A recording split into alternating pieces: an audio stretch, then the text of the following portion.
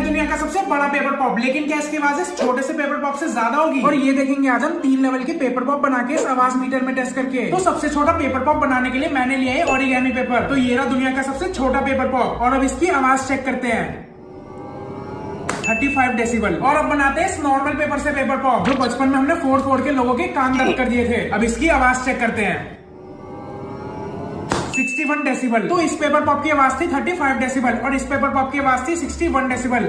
अब देखते हैं सबसे बड़े वाले पेपर पॉप की कितनी आवाज होती है, जिसके लिए मैं लाया हूं ये बहुत बड़ा पेपर। इसको बनाना बहुत टफ होने वाला है। देखते हैं क्या ये उन दोनों से ज्यादा तेज आवाज निकाल पाएगा।